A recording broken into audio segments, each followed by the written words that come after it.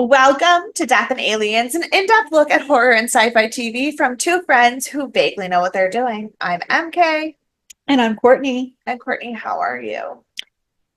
Well, much like the Foo Fighters, I have a confession to make.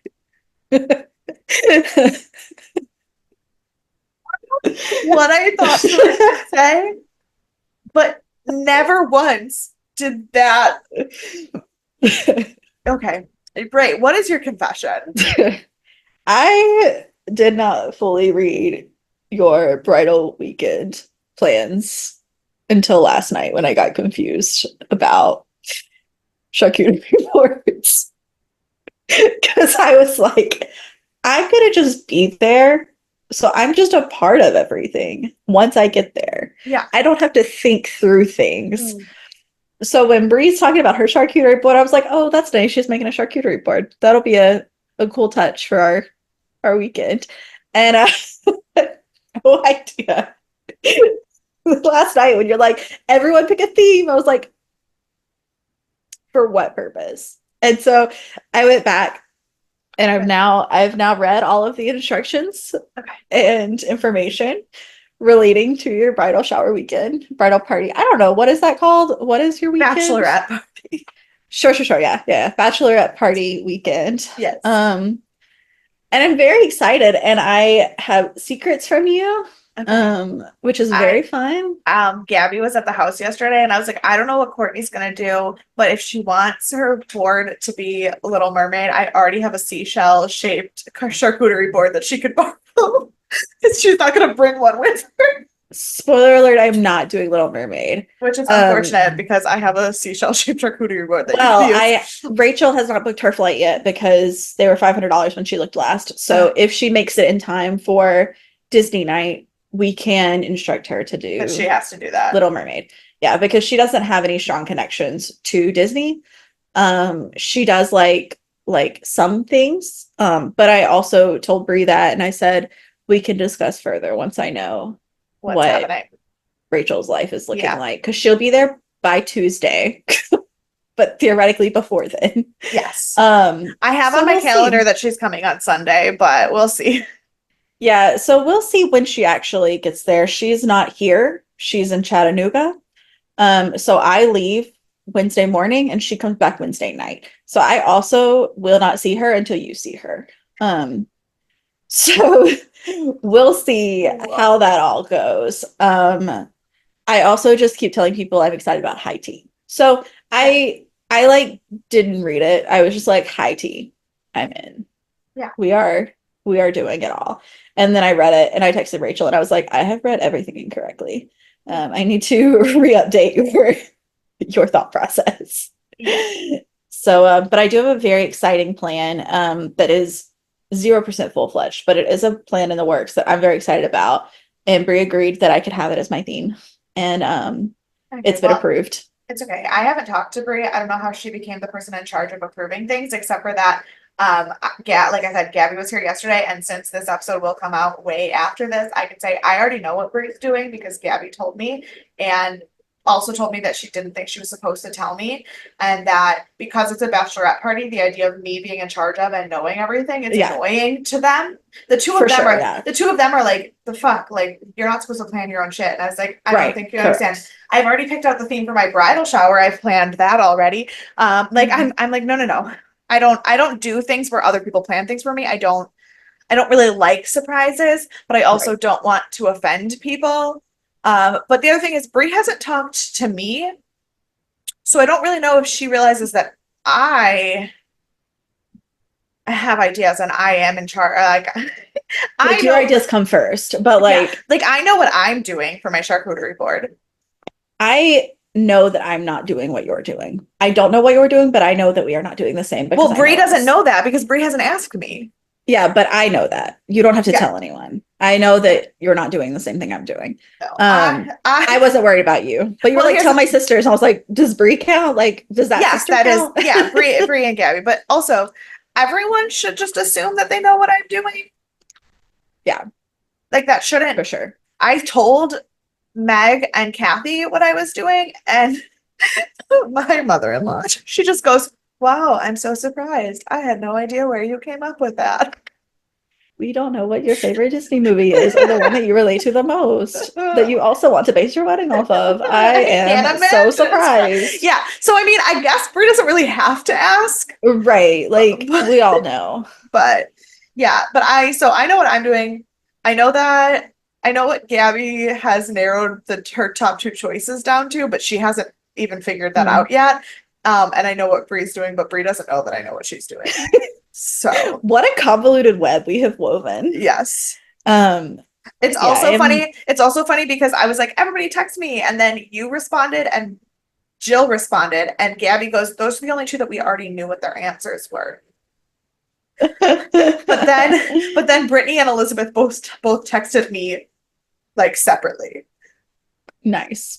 And So you know so what they're doing? yeah, well, yes. I know what everybody's doing. Elizabeth's is complicated because Elizabeth is like trying to like plan for Meg also. Mm-hmm, Um, mm-hmm.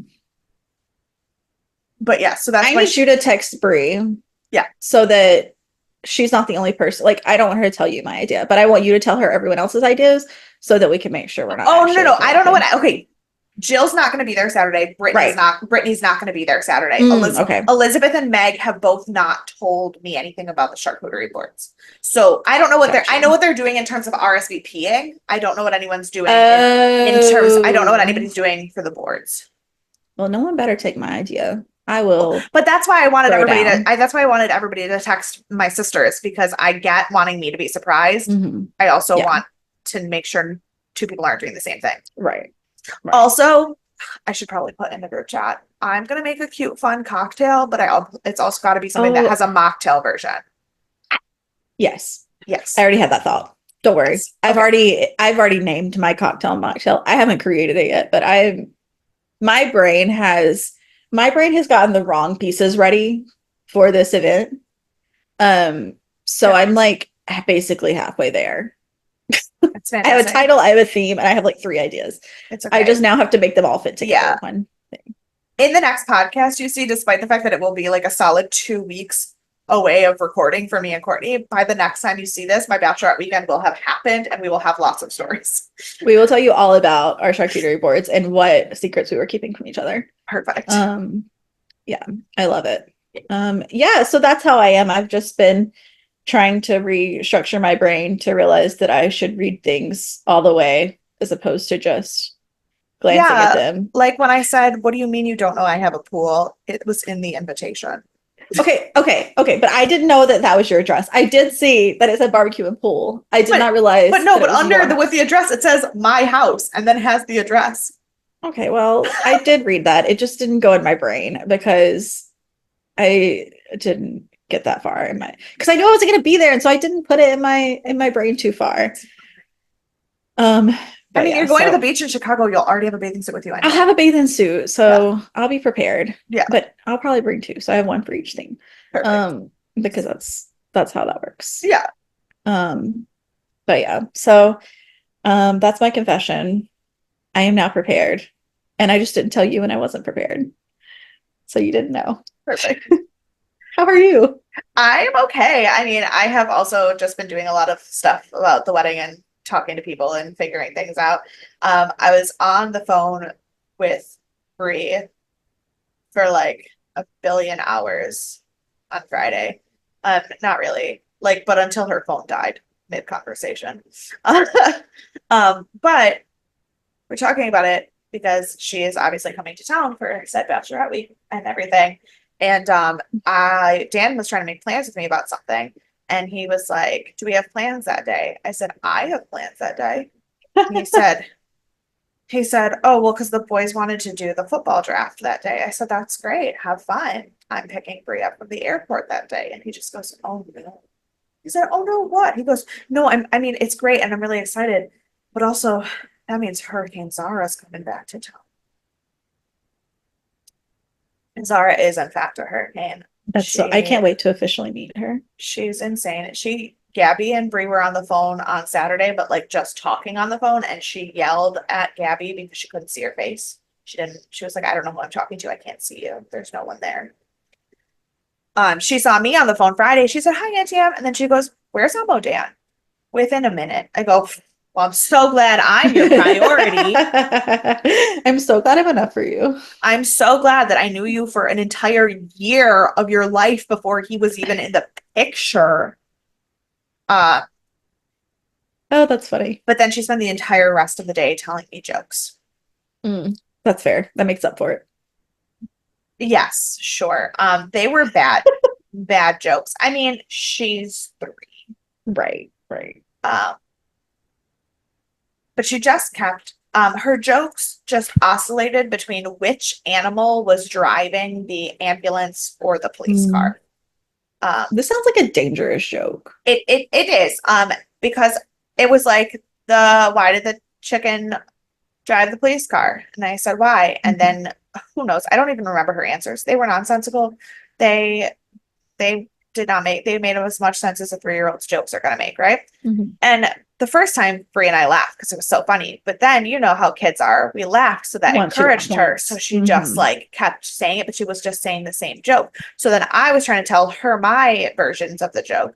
And I was like, "Well, where did the ambulance take the horse?" And she said, "I don't know." I said, "To the hospital."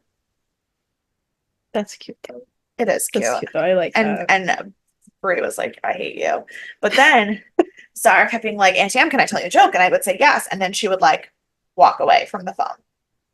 And she was getting distracted. She was She was now like, not right now though. now bored with her own jokes.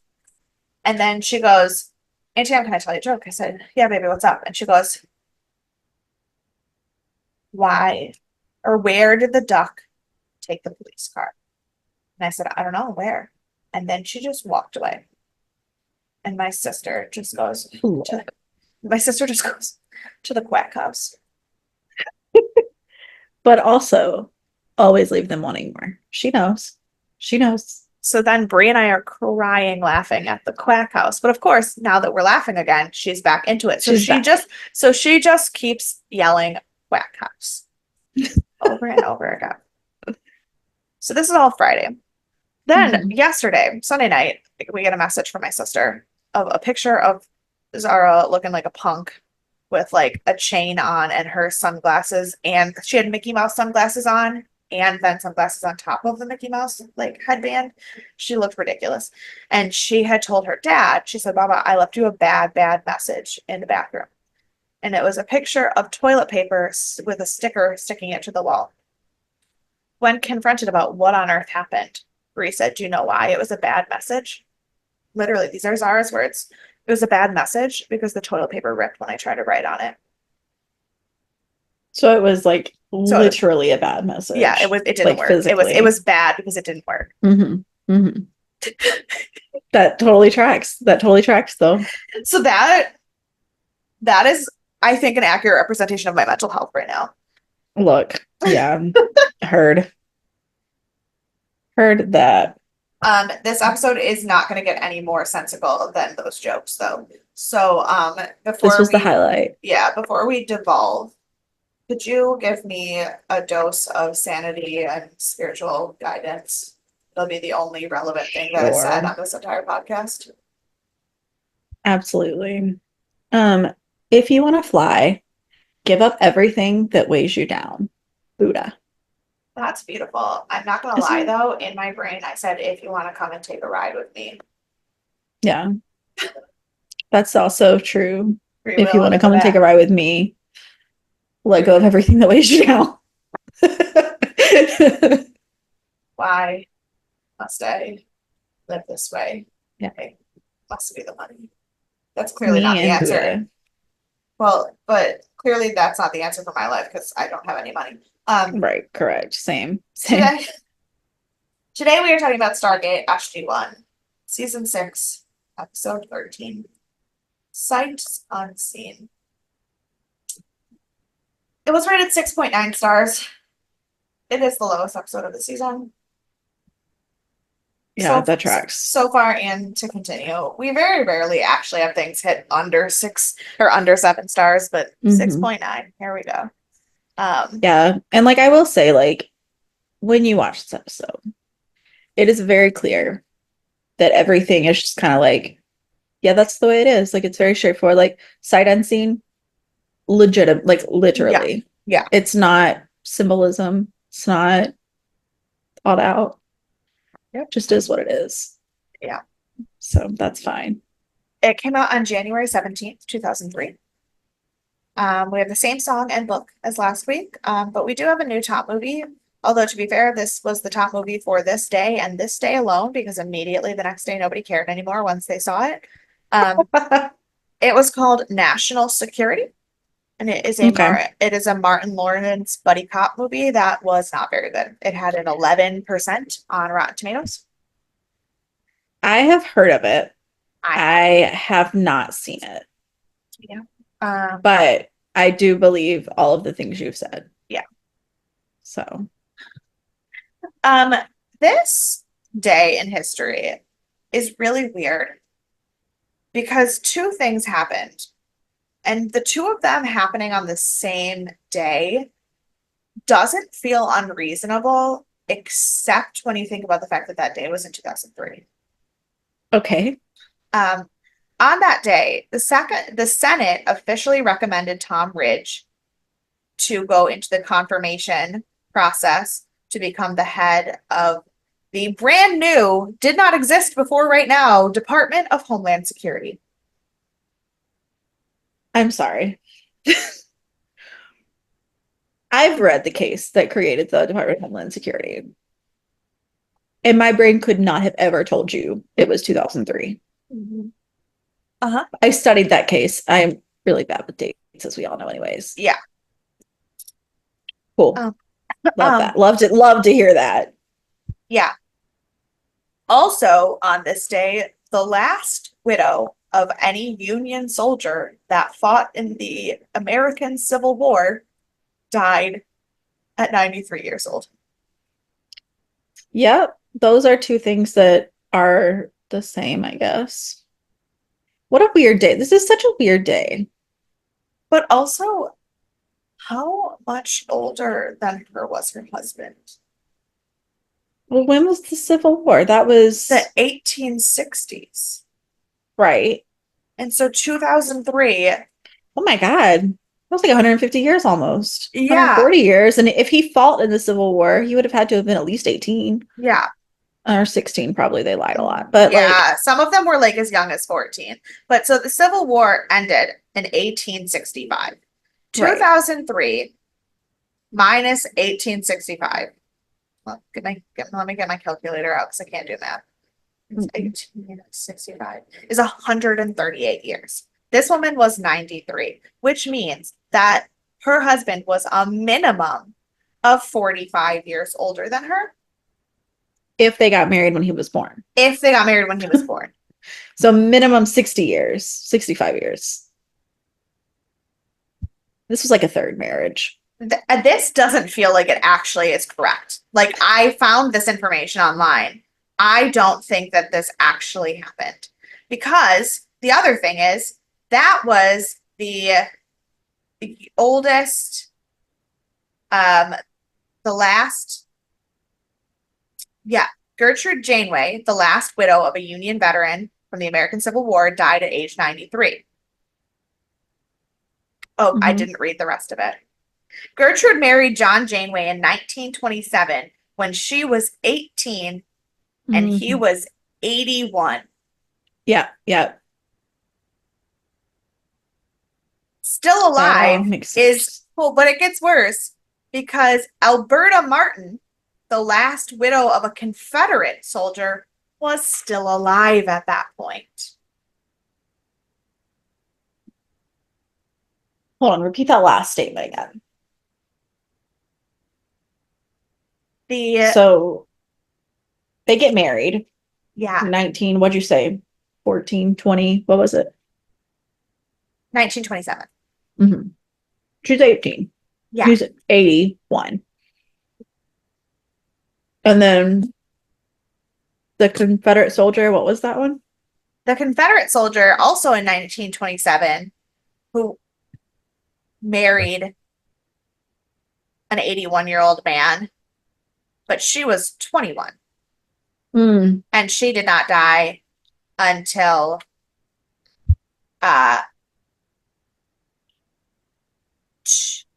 2004, but there's conflicting results. Maudie Hopkins, who might be the last Confederate soldier's wife, married somebody in 1934 when she was 19 and died in 2008. But he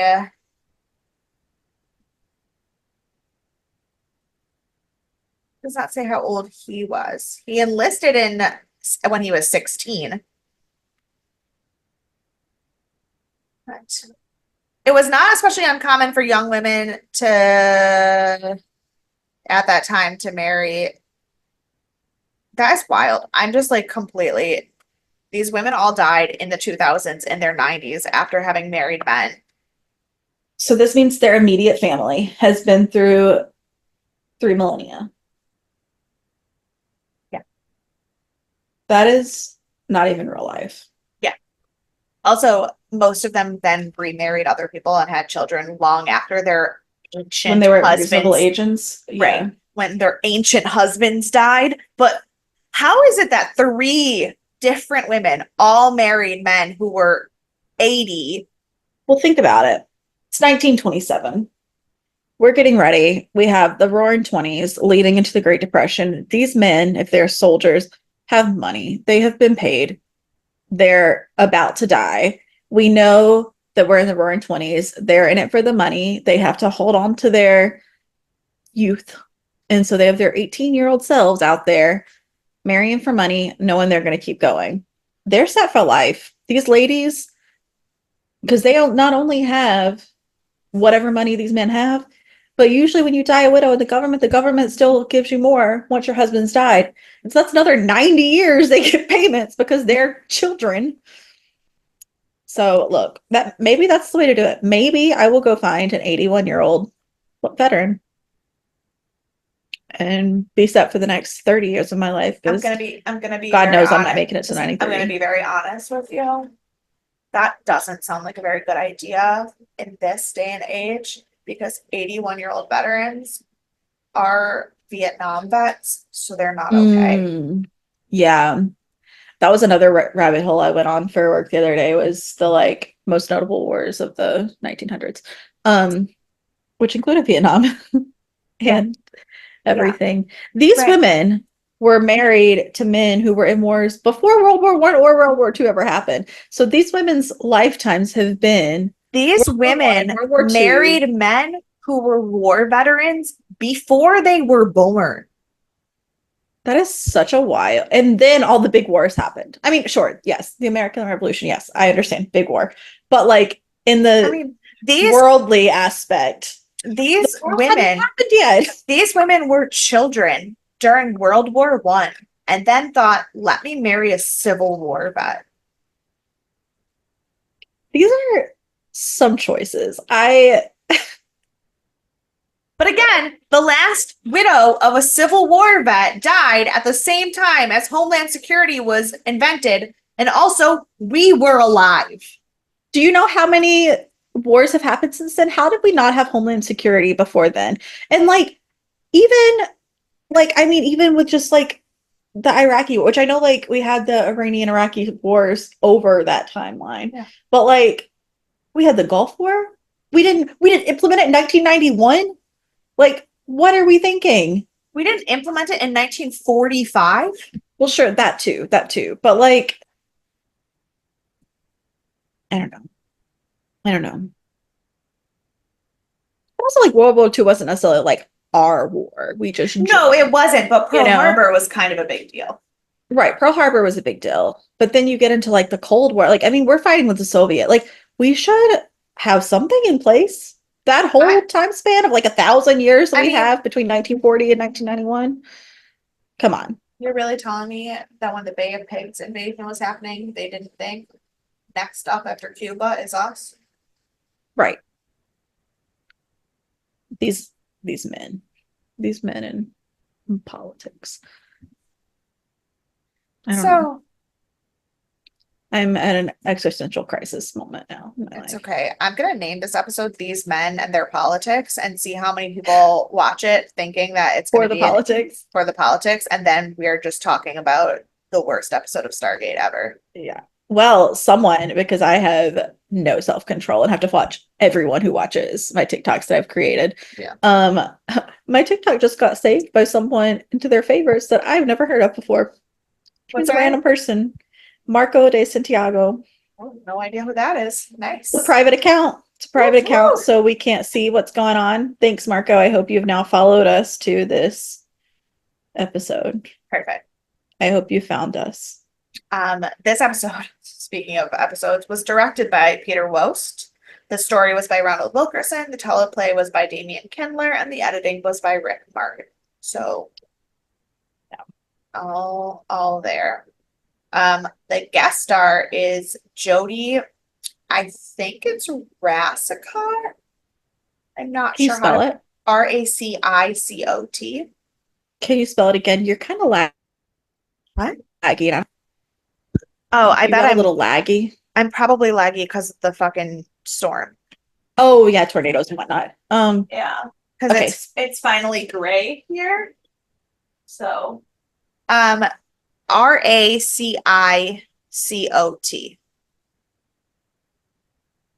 Racicot. Rachiko? Where's she Yeah, from? he is. I don't know. Who's our His guest star? his name is Jody. It is Jody. That does sound Right. like a women's song, but it's the guy who played Vernon. Hmm. So I don't know. I got nothing. He is known for Flash Gordon, a modern space opera, the Lizzie McGuire movie, and Final Destination 3. I have seen all of those movies. And not the Flash Gordon one. What is his name again? Jody Racicot or Arachico or something.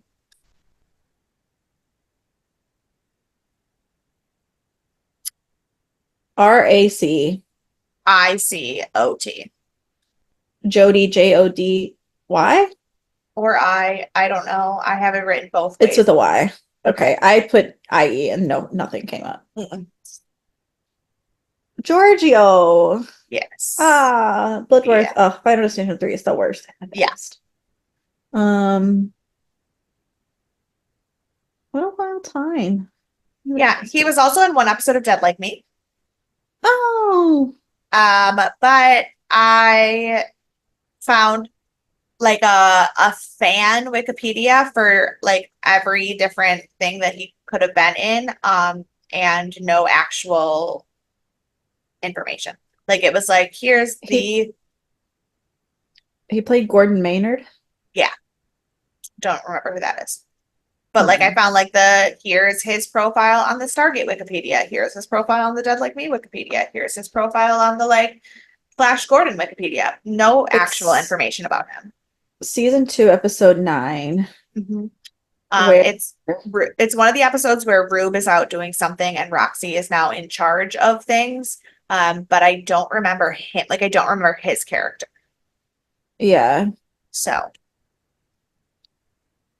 This is where George goes to find Trip at his father's funeral with major consequences.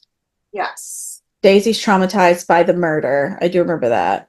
Yeah, no, I remember all the main characters like overall stories. I don't remember any of the like yeah.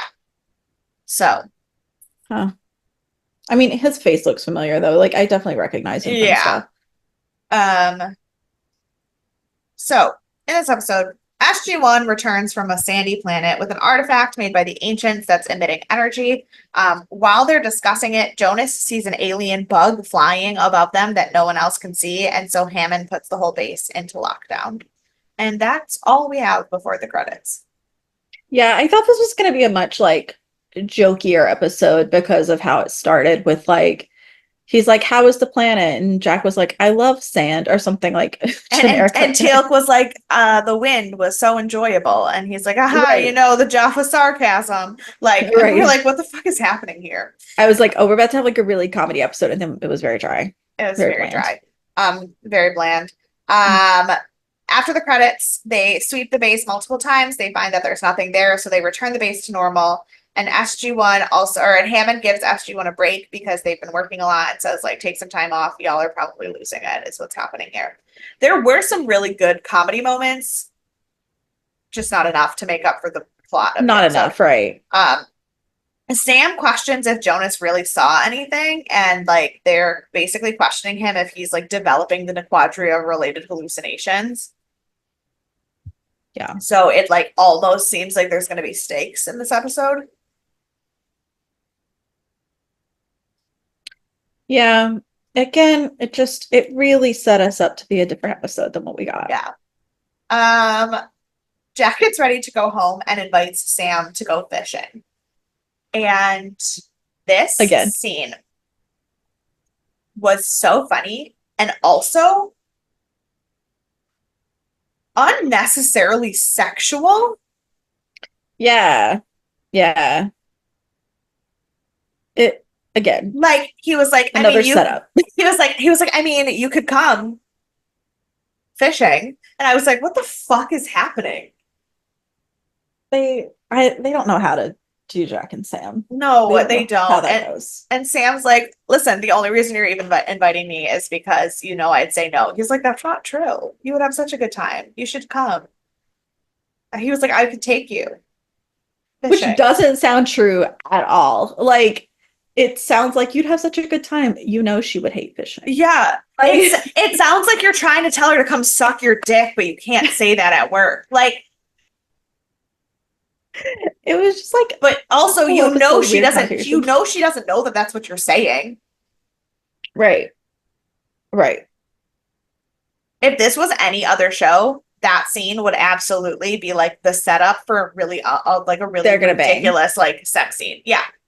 Yeah, that was a game we used to play in college when we'd watch a new movie. It would be like, they're gonna bang. Like within the first like 10 seconds, who do you think is like gonna sleep together? Yeah, for sure. This would be that. Sam has run a lot of tests on the artifact, but there's nothing, but nothing's having any effect on the device. So Jonas attempts to like decrypt the glyphs that help understand the device, like to help understand the device, but then he sees a giant bug again, and Sam can't see it still, and so he finally agrees that there might actually be something wrong with him. Which I also appreciate. Jonas is the first one to be like, if nobody else can see this, check me out. It's like, not me. Like, let's make sure that I'm not losing my mind, because if I am, then we know what the problem is. And if I'm not, we don't know what the problem is. Right. Again, he's like the most layered person. He's got empathy. He's got intelligence. He's got military. Like, he's not conceited. Yeah. So Janet runs the tests and determines that there's no evidence of any brain damage present, like that was present for any of the Coloans, but there's also nothing else wrong with him physically. But she also, to her credit, doesn't think that he's just going crazy either. She's like, you're also not showing any of the typical signs of like fatigue related like hallucinations or like tiredness or the way that anybody else reacts when they've been working too much. Like, I genuinely don't know what it is, because you're not showing anything physically or mentally wrong, except for that you're seeing shit that's not there. So I wrote Dr. Hammond. That's okay.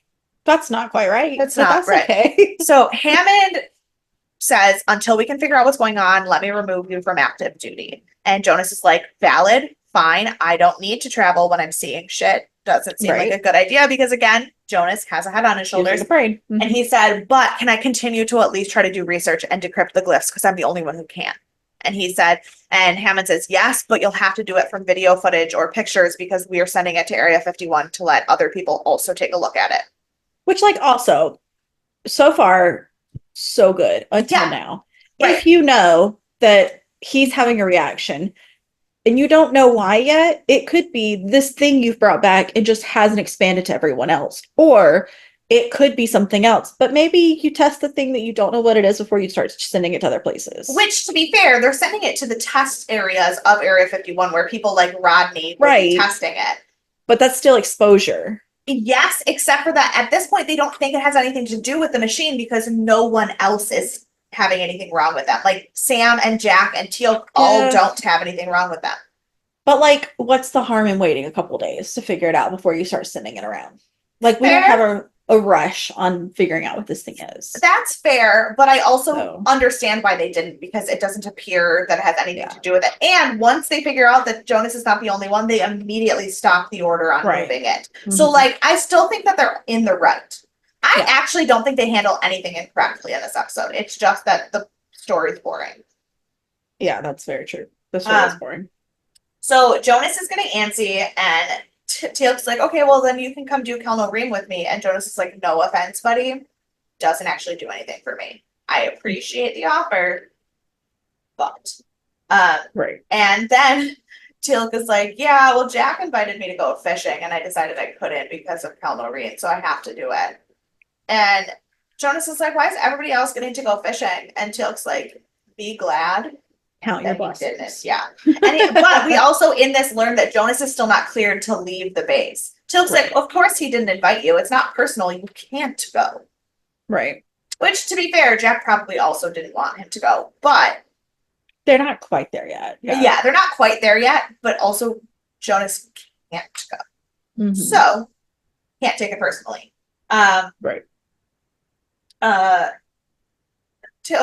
We do know that Teal'c has in fact gone fishing with Jack before, and it was Which not we saw. It was not a good time for Teal'c.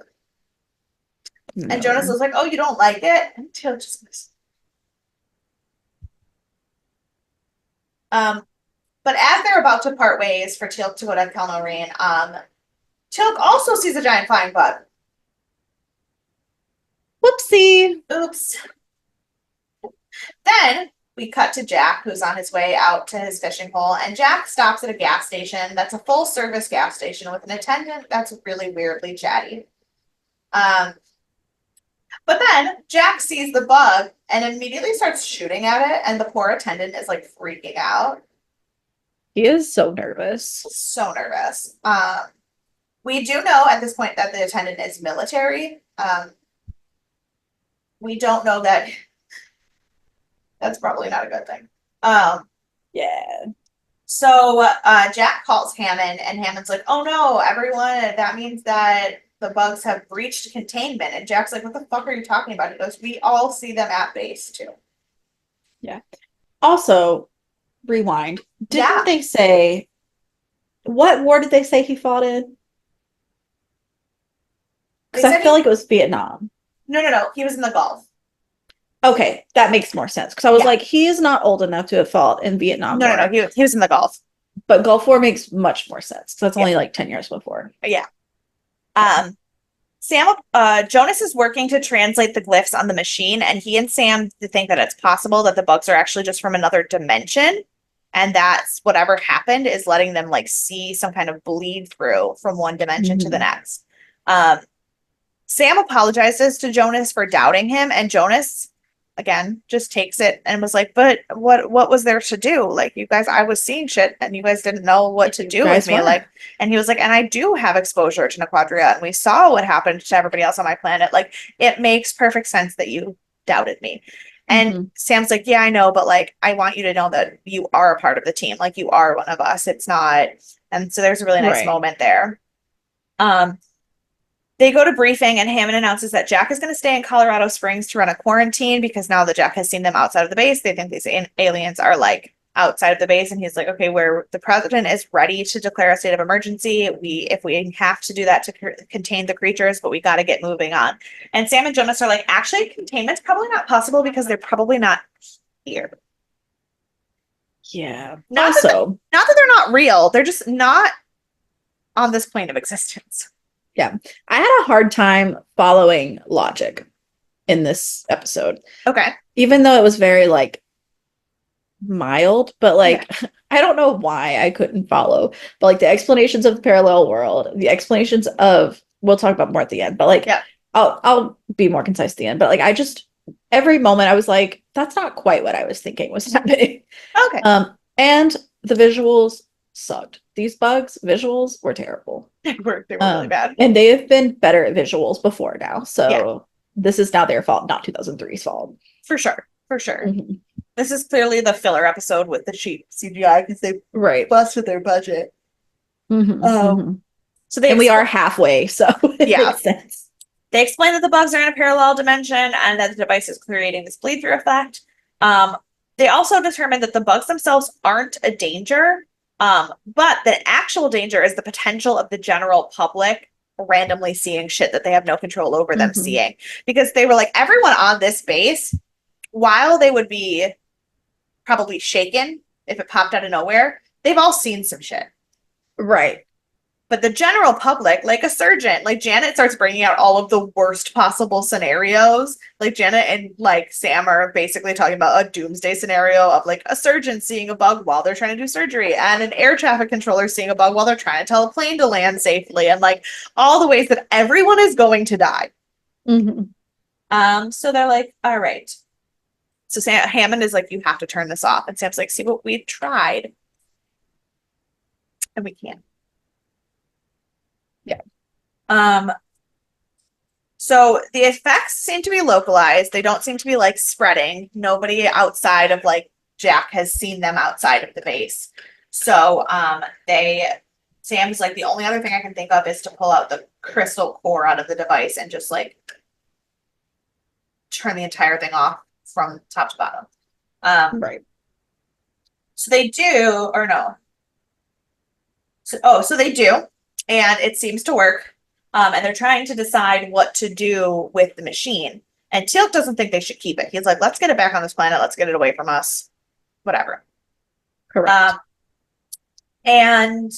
But Sam and Jonas are like, no, we still want to study it. We can learn so much from it. And then a girl in the cafeteria screams and drops her tray, and they realize that just because the machine turned off and it isn't emitting energy anymore, the effects didn't go away. So they decide to take the device back and try to make sure that there's no residual particle radiation and that the device is back on its own planet. So they put it back in the temple on the other planet, shut down the gate. And as soon as they unestablish the wormhole, the bugs are crawling all over Harriman's desk again. So they're like, well, shit, that didn't work either. So they bring the device back to try to figure this shit out. And they finally work out that this took way too long for them to work out how this happened.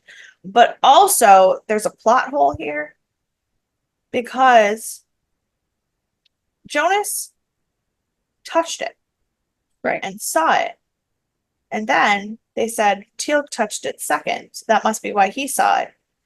But Janet touched Jonas a shit ton to do his medical stuff. So why didn't she see it before Teal'c? Was it in the room with Janet, though? No, but remember, they say that it is transferred from touching people. Right. But, okay. So this visual is a parallel world, correct? Yes. So, did we see the bug appear? Because they don't just see bugs all the time just because they got it. It's only in certain moments. But then they stop seeing them when they're not in this sense. So, did we see a bug go through a room Janet was in before we saw a bug go through the room Teal'c was in? We don't know. Because right. nobody So it is possible. Because Jonas didn't see another one for a while before he saw the one with Teal'c. Yeah. So maybe there wasn't another one. Yeah, I don't know.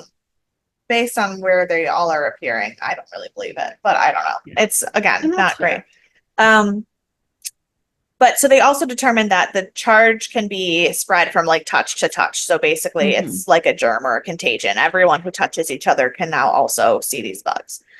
Which of course means the gas station man can see a bug. Vernon. Our friend Vernon. The military contains Colorado Springs, and the cover story is about a hallucinogenic chemical spill, which is what weirdly not the worst cover story I've ever heard. Can I tell you, this season of Stargate, specifically this season, if you weren't a conspiracy theorist before you watched this season, are you now? Like, right. Oh my God, all the explanations that like make sense that they come up with for conspiracies, that it's like, people, we have chemical spills. Who's to say that wasn't Let me tell you, parallel world? The number of things in here that all lead back to the Roswell site. Look, I'm telling you, like if you were not a conspiracy theorist before watching Yeah. this season, Yeah. you might be a little bit now. I have So to say, it's lowered. I mean, the bar was pretty low, but it has lowered my trust even more. right. On base, Sam and Jonas decide to rearrange the crystals in the device to try to figure out a different like pattern for it. And then we see Jack bringing a crew to the gas station to try to find Vernon. Mhm. But then they get distracted by a driver with a huge bug on his car crashing into Vernon's gas station. This poor man and his gas station sign. Like, he's got no hope for his sign. He just needs to go away. So Sam and Jonas try to reverse the device and it works. They find out it worked and both it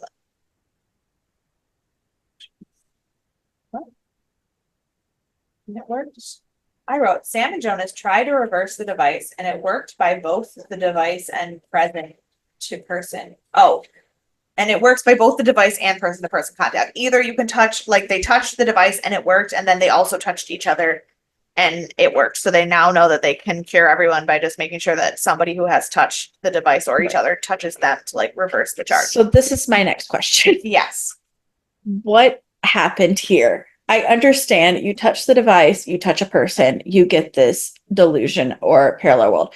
Is it a delusion or is it like your mind is open to another world? That's question one. No, it's more like a magnetic pulse that helps the barriers of the universes weaken.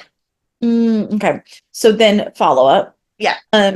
How do you stop that? Is it that the machine you basically flip a switch to change the magnetic pulse? Yeah, so they basically changed the order of crystals. Yeah, they changed the order of crystals and emitted a different radioactive pulse. That then your body takes on that. Is this harmful for your body that you've now taken on 2 radioactive pulses? Who knows? Because that doesn't sound human friendly. Okay. Great. That's fine, I guess. But then we find out that Vernon is still running away from the containment. They do spread the cure throughout the base and everything is working. So they plan to send teams out to basically like, I don't know, touch everyone in Colorado Springs. Also this plan, my God, like this whole episode, but as then, bland as it was, but then Janet was like, make sure when you go out and touch everyone, you give them a placebo pill so that they don't think that you're just magic touching them. Right. Like, but are you telling them that you're touching them? Because he's like, they sent some people out here and we should all shook hands. Like, are they going on basis and just being like, no, everything's fine, guys? Like, to Jack, they did. To Jack and the other containment team, they just had them shake hands. But like to the general public, they probably like handed them a pill, and by doing that, they touched their hand to their hand. Like, see, because at first I wasn't sure if they were like, are they just being sent out to the wild and making sure they're touching every person, like moving them around just to be like, we're moving you because we're searching for something, and then that was how they were doing it? No, it's probably, a lot of like, it's probably like a pill line where they like hand you something, and so your hands have to touch each other. Yeah, which makes the most sense. But at first, I was like, this is not feasible. Yeah, your plan doesn't work. So then Jack calls in and lets them know about Vernon and him being missing. And so they send Sam and Jonas to do some recon on who this man is because he's ex-military. So he would be in their databases. Vernon gets into a truck and starts hitchhiking, which I immediately got nervous for because I was worried about the poor guy that he was getting in the truck with. You have the guy in the truck, and then you have the next 73 states they drive through. Like, yeah. So luckily it has to actually be physical contact. So just driving by them wasn't going to be an issue. But Sam and Jonas discover that Vernon drained his bank accounts and is now off the grid. Which is this man was prepared. So they find his grandma and go to her for information. And she's a kook. She's wacko. She's got like 18 different drugs and she doesn't take any of them. And she calls her son a terrible picker of women and Vernon's mother a floozy and just like says wild shit. The funniest. And then she's like, yeah, Vernon, he went to the war and they did crazy shit to his brain and now he's not the same. And I think something's wrong with him. Like, ma'am, something's also wrong with you. Right. Like he is not the only one. And she's like, currently he probably suffering. went to go see Chuck. And she's like, and they're like, who's Chuck? She goes, I don't know. You know, Chuck. Who's Chuck? Just Chuck. And so they find out that the guy from the hitchhiker is now also hallucinating shit. Right. And so they use that trail to find Vernon, and he is at an airport. And Hammond sends the containment, Jack and the containment team get sent to the airport, and Hammond grounds all of the flights. So the bugs start appearing in the airport. Everybody's losing their shit in the airport, which is also insane. Oh my gosh. And Vernon sees Jack and just makes a run for it. Jack follows him into a hangar, and they start having conversations about how the government's lying to everyone. And the military is going to mess with his mind again. So Jack just tells him the truth. Yeah. Because he's like, this guy's a fucking lunatic conspiracy theorist. Nobody's going to believe him anyway.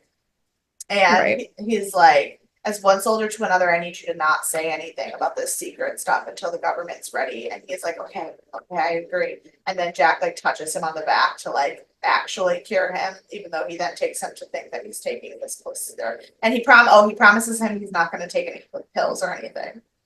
Yeah. And that's where the episode ends. This was just like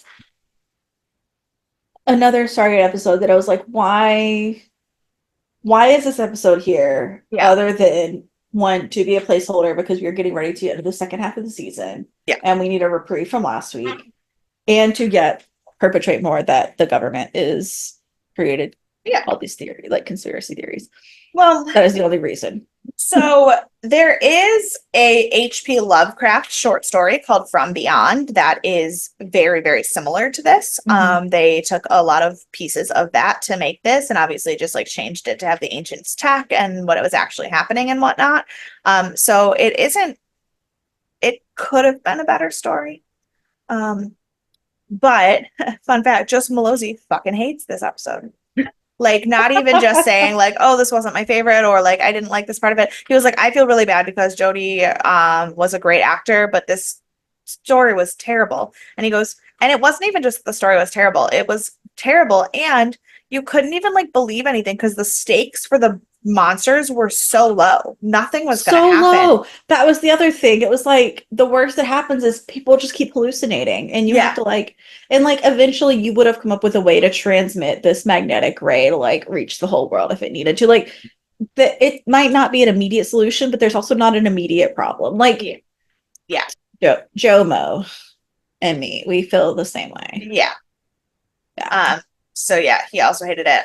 The only other trivia I have other than his disdain for this episode and the H.P. Lovecraft story is at the end of the episode, when Vernon asks Jack where the aliens came from. He says they came from a planet called Melmac, and he's like, isn't that the planet from Elf? And he's like, I don't know what you're talking about. That was so funny. That is one of those other jokes that also has multiple layers. Because fun fact, when Elf premiered, it stole MacGyver's time slot. That's hilarious. I knew it was going to have something to do with MacGyver because I knew they were at the same time. Yeah. So MacGyver had been on for a year before Elf premiered, and when Elf premiered, it stole MacGyver's time slot, and so that's why Jack never saw it. That's so funny. Yeah, I love that. Yeah. So I'm guessing you don't really have any thoughts, theories, or feelings about this episode. I only have that our episode is better than this episode, and I'm pleasantly surprised by how it came out because I didn't know what was going to happen when we started recording. Yeah, no, me either. Who do you want to put? Vernon. Bless his heart. Like, I understand it's not really his fault, but Jesus Christ, if he would have just stayed put. Yeah. But I also probably would have run had I had my mind tested in the midst of the Gulf War. Like, I get it, but also it was so unnecessary. Have his mind tested in the midst of the Gulf War? That part's unclear. MK Ultra was not during that time. It was before that time. Also, right? It was late 70s. Yeah, but also MK Ultra was testing children. Right, but that's what I'm saying. It's like that's Yeah. the mind test or the mind control we have from Yeah. the government. And so at that point, everything had kind of come out that I don't think that's really what was happening during the Gulf War. No, I don't But think so. Either. but while we're perpetrating conspiracies, may as well add another one. So Right. maybe they were. Who's to say? That's fair. But yeah, so bless who his would heart. I would have who would I like to punch? Hammond. Mm. He didn't really necessarily do anything wrong, and like I said Right. earlier, I do actually think he did the right thing for most of the episode. But he let Jack leave the base before they ran the tests on Jonas, and that feels like the incorrect thing to That do. was the mistake only number place where I think that there was an actual mistake. right. Because had he not left, we would not have It would had all have been contained to the base. Yeah. And Yeah. Of course, then we wouldn't have had an episode, but that's also fine. Which may have been for the best. So who's to say? Yeah. Who's your MVP? I was a little split, Okay. but I think I'm gonna go with Sam. I was split between Sam and Jonas. Yeah. But I'm gonna go with Sam, and a lot of it is because of her conversation with the crazy grandma. Because that was my favorite scene. That's fair. My MVP was also going to go to Sam. It was pretty split between Sam and Jonas, but Sam won because of her conversation with Jonas about him being part of the team and apologizing. But also, so I'm going to give it to Jonas because he fully accepted everything the entire episode and never once got mad at anybody for thinking he was losing his mind or for like questioning his sanity. He just was like, okay, you're right. That doesn't feel right. So let's figure out what to do with it. He was very like, Jonas the whole time, and I appreciated that. Yeah. Good times. Yeah, so that was a time. This might be one of the shortest episodes we've ever recorded of the podcast. I think it was No, it wasn't 45 or more. It wasn't that short. No, yeah, but I think it was just about 45. I don't know how long it actually was. I guess I could figure out because I can see when the last text I sent Dan was. But yeah, it was a little under an hour ago, so that's not too bad.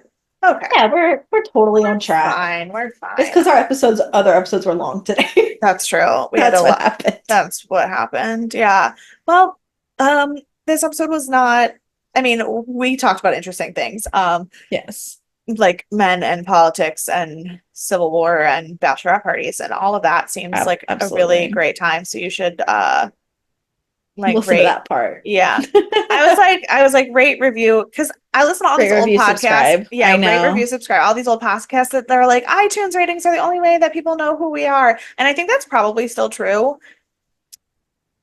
But I don't know how podcasting works. And like I also don't know, especially with like Spotify being in control of everything now. I don't really understand their like objectives or algorithm at all. No. I will put in my 2 cents. Please rate, review, and subscribe to our TikTok and YouTube. Try and YouTube. Those are the ones. Yeah, comment on YouTube because happening. those are the ones that we actually know. Like interactions on YouTube, we actually know how to talk to you back and do stuff with that. Yeah. Same with TikTok though. Like I'm sure this is not very much. It just feels like a lot. Yeah. We already have 346 views on this morning's post, and it keeps going up every time I scroll. It goes up another one. Yeah, but like that's also great because like it's better than last week's. Yeah, and by last week's I mean 2 days ago because I don't know how time works. It's our highest video. That's true. I only have 14 views on my video of our video, like my stitch. Yeah. To be fair, my most popular TikTok had over 3,000 views, but it was me making fun of JoJo Siwa. So. Oh, right. Yeah. Okay, I'll add that to my list of things to do on TikTok. Make fun of JoJo Siwa. So if you want to know how we're doing on all of these social media platforms, follow us everywhere at Death and Aliens or send us an email at deathandaliens@gmail.com. You can find me everywhere at EMKAY_superstar. And you can find me at CECloud13. And with that, we will see you guys for our next episode where we'll be together. Bye. Bye.